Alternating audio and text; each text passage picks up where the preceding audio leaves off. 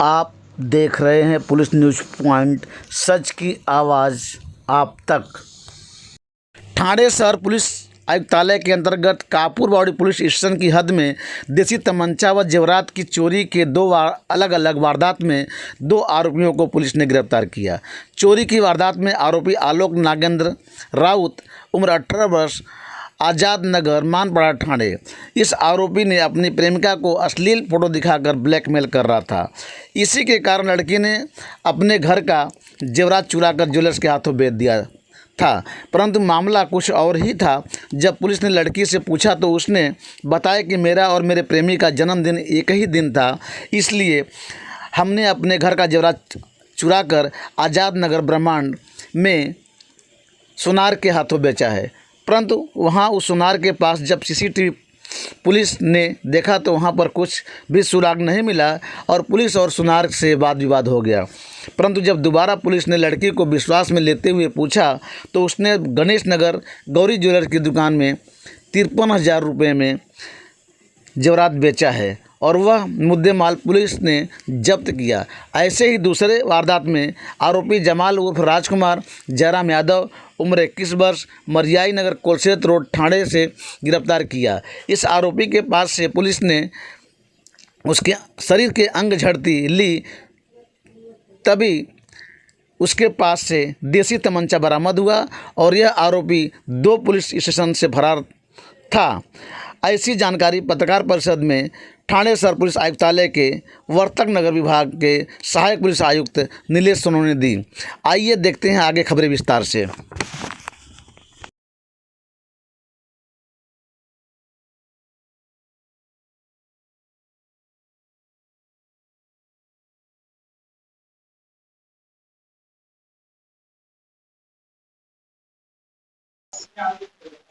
सात जनवरी 2023 को एक अफेंस रजिस्टर हुआ था कापुरबाड़ी पुलिस स्टेशन, जिसमें कंप्लेनेंट के कंप्लेंट के अनुसार ये बताया गया था कि उनकी एक नाबालिग लड़की है। नाबालिग लड़की को किसी दूसरे लड़के ने ब्लैकमेल किया है और इस आधार पे जैसे कि उनकी कोई फोटोग्राफी की थी, फोटोग्राफी में कुछ अश्लील फोटो उनके पास थे। अश्लील फोटो को हम वायरल करेंगे, मैं वायरल करूंगा, अगर तूने मुझे कुछ रकम या कुछ गहने नहीं दिए तो इस तरह की वारदात एफआईआर में लिखी हुई थी। तो इस आधार पे जब पुलिस ने छानबीन की तो नाबालिग लड़की को उनके पिताजी के समक्ष और हमारे महिला पुलिस के समक्ष जो इंक्वायरी में ये बातें सामने आई कि उन्होंने एक लड़के का नाम बताया जो सस्पेक्टेड था, वो भी नाबालिग था। नाबालिग लड़के को इंक्वायरी किया, उनको ट्रस्ट में लिया। उसके बाद उन्होंने एक ज्वेलर्स का नाम बताया जहां ये उन्होंने जो गहने थे वहां पे बिक्री किए थे, लेकिन बेचे थे। वहां जाके जब पुलिस ने छानबीन की, वहां इस तरह का कोई लेन देन का विवाद नहीं हुआ था, ये स्पष्ट रूप से सीसीटीवी फुटेज के दौरान हुआ था। उसके बाद फिर नाबालिग लड़की को ट्रस्ट में लिया, उनसे पूछताछ की तो उन्होंने जो सही जानकारी दी तो ये थी कि उनके दोस्त थे आलोक करके।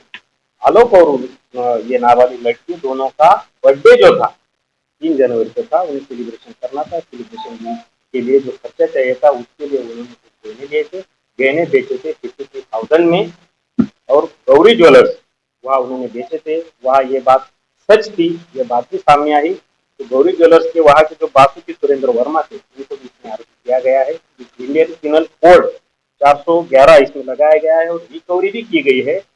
जो बेचा था, जो गहने बेचे थे उसकी भी रिकवरी हुई है और यहाँ पे आलोक नागेंद्र राव इसको अरेस्ट भी किया गया। ये पहली वारदात घटी और दूसरी वारदात कापुरबाड़ी पुलिस स्टेशन में जो हुई, इसमें एक लोहे का और लकड़ी से बना हुआ एक गन होता है जिसे हम गाँव की कट्टा भी बोलते हैं, जिससे 12 बोर का जो कार्ट्रिज है वो इस्तेमाल किया जाता है, इससे आदमी मर भी सकता है।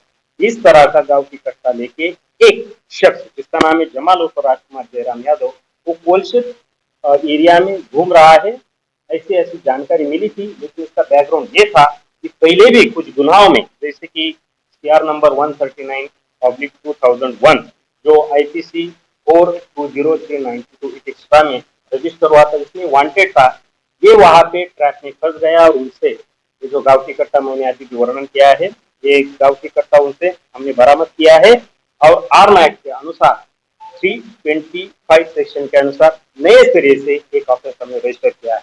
इसका बैकग्राउंड अगर देखें तो कासर ओडोली में एक 307 326 के तहत एक गुना एक ऑफेंस ऑलरेडी रजिस्टर हुआ है। कापुर बावड़ी में भी 423 के अंतर्गत क्राइम रजिस्टर 139/20 के तहत ये गुना दोनों रजिस्टर हुए। तो ये दोनों वारदातें जो थी जिसे अमल किया गया है, इसके ऊपर एक सक्सेसफुल हमारी जो टीम थी उन्होंने हमारे एडिशनल सीपी सर उपले sir, DCP sir Amar Singh Yadav sir, मैं खुद एसीपी नीलेश सोनवणे और हमारे सीनियर पीआई जो अब मेरे बाजू में बैठे हैं सोनवणे साहब और निम्बालकर जो क्राइम का पीआई का चार्ज संभाल रहे हैं, दांडे साहब है जो भी साथ में काम कर रहे हैं।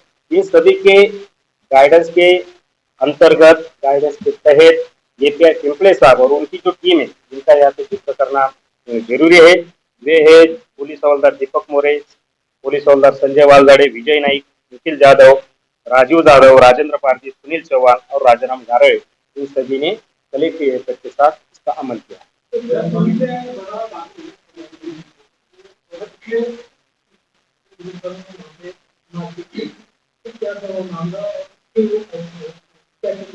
देखिए, ये जो वायरल हुआ था ये वीडियो हमने भी देखा और इसमें जो बातें सामने आई थी, जहाँ पे मैंने पहले ये बात बताई कि जिस तरह से इन्वेस्टिगेशन को डायरेक्ट किया जाता है, जो सस्पेक्टेड हम उसके साथ पूछताछ, अगर एक सस्पेक्ट को हमने लिया, उन्होंने बोला कि भाई कोल्हापुर में, नासिक में इधर हमने बेचा, तो वहां जाना संभव है।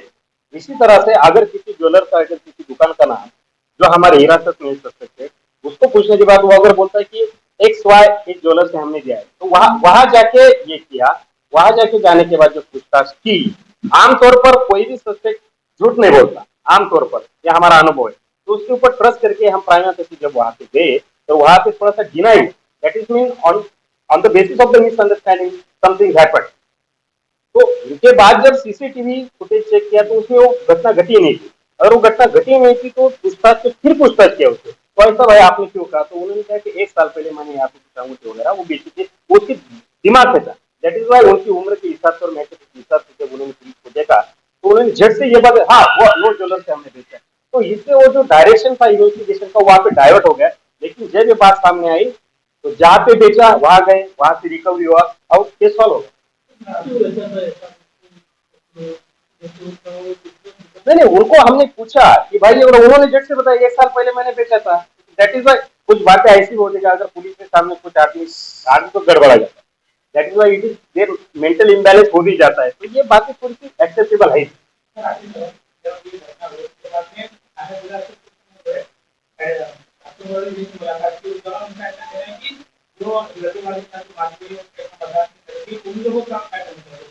जो मैंने अभी बताया वही बताया, it is a part of investigation में ये बात लोग जो थोड़ी बहुत होती रहती है, लेकिन इसका मतलब ये तो नहीं कि डिलीवरेटली कोई कर रहा है।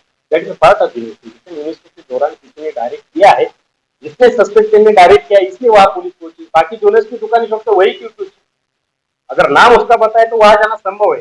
अगर इन्वेस्टिगेशन पार्ट है और इन्वेस्टिगेशन में जो भी पुलिस बातें करती है, काम करती है, अगर 9 काम करेगी तो 9 में से 9 सही नहीं रहेंगे, 9 में से कुछ 4 तो ऐसे रहेंगे तो जहाँ वहां सक्सेस नहीं मिलता, 5 में से मिल जाता है, तो इसका मतलब वो 4 गलत थोड़ी होती है। ये तो नहीं, ये तो पार्ट ऑफ इन्वेस्टिगेशन, इसको इस तरह से हमें एक्सेप्ट करना। ठाणे शहर पुलिस आयुक्तालय के अंतर्गत कापुरबाड़ी पुलिस स्टेशन की हद में अपहरण की हुई लड़की को पुलिस ढूंढ रही है। अपहरण हुई लड़की की फिरियाद देने वाले शिवचंद्र रामचंद्र विश्वकर्मा साईनाथ नगर गुडविल कंपनी के पीछे ठाणे पश्चिम इनकी लड़की जिसका नाम है कुमारी मोनिका शिवचंद्र विश्वकर्मा, उम्र 16 बरस, दिनांक 21 मई 2019 से किसी अज्ञात आदमी ने फंसा करके ले गया है, जिसकी तलाश पुलिस कर रही है। इस लड़की के बारे में जिस किसी को भी जानकारी मिले तो उसकी जानकारी कापुरबाड़ी पुलिस स्टेशन के फ़ोन नंबर 02225230098 या मोबाइल नंबर 8424021575 पर संपर्क करें। धन्यवाद।